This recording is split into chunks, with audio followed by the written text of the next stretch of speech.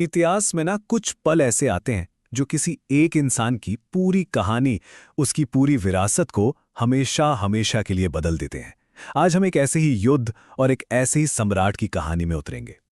तो सवाल ये उठता है कि कोई जंग जीतने वाले को ही पूरी तरह से कैसे बदल सकती है। मतलब ये तो बड़ी अजीब सी बात लगती है ना। चलिए इसी सवाल का जवाब ढूंढते हैं। ये कहानी है मौर्य सम्राट अशोक की।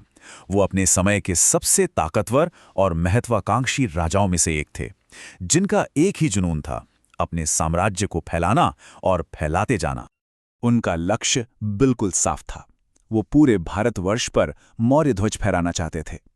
और इस बड़े सपने के रास्ते में बस एक ही आखिरी रुकावट बची थी, कलिंग का आजाद और खुशहाल राज्य। और फिर हुआ कलिंग का महायुद्ध। ये कोई छोटी मोटी लड़ाई नहीं थी, बिल्कुल नहीं। एक तरफ थी मौर्यों की विशाल सेना और दूसरी तरफ थे कलिंग के लोग, जो अपनी आजादी के लिए आखिरी सांस तक लड़ने को तैयार थे।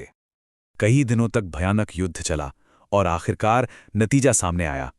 अशोक को जीत मिली, लेकिन ये एक ऐसी जीत थी जो अपने पीछे सिर्फ तबाही लाई थी।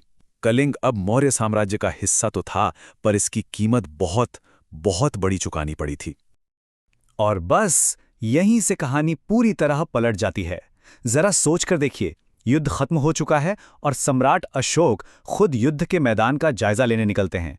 वहां जीत का कोई जश्न नहीं था, बल्कि एक ऐसी हकीकत उनका इंतजार कर रही थी जो उन्हें हमेशा के लिए बदलने वाली थी। अशोक ने जो मंजर देखा वो किसी के भी रोंगटे खड़े कर दें। पूरा मैदान लाशों से पटा पड़ा था। जहां कभी घर हुआ करते थे, वहां अब सिर्फ तबाही थी। बच्चे अनाथ हो चुके थे और हवा में सिर्फ और सिर्फ मातम और निराशा फैली हुई थी। और उसी तबाही के बीच अशोक के कानों में एक माँ की सिसकियां पड़ीं। वो रोते हुए पूछ रही थी, हमारा अपराध क्या था? ये एक सवाल किसी तीर की तरह अशोक के दिल में जाकर लगा। उनकी जीत का सारा नशा, सारा घमंड उसी एक पल में चकनाचूर हो गया। बस यही था वो पल।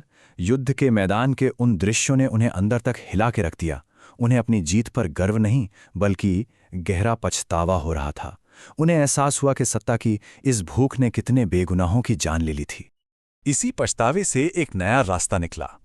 वो रास्ता था धम्म का। अब ये धम्म सिर्फ कोई धर्म नहीं था, बल्कि ये जिंदगी जीने का एक नया तरीका था। नैतिकता, सामाजिक जिम्मेदारी और करुणा का रास्ता। यह हिंसा के खिलाफ उनका जवाब था। और ये सिर्फ एक सोच नहीं थी, उन्होंने सच में बड़े कदम उठाए। उन्होंने हमेशा के लिए युद्ध और हिंसा को छोड़ दिया, धम्म को अपनाया, लोगों की भलाई के लिए नए नियम बनाए और पूरी दुनिया में शांति, दया और सहनशीलता का संदेश फैलाना शुरू कर दिया। तो इसका असर क्या हुआ?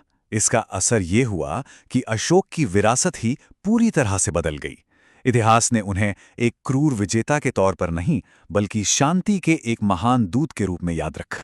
इस बदलाव को ऐसे समझ सकते हैं, युद्ध से पहले वो थे अशोक, एक क्रूर विजेता, और युद्ध के बाद वो बन गए धर्माशोक, यानी धर्म के रास्ते पर चलने वाले अशोक। एक ही इंसान, लेकिन पहचान पूरी तरह से अलग।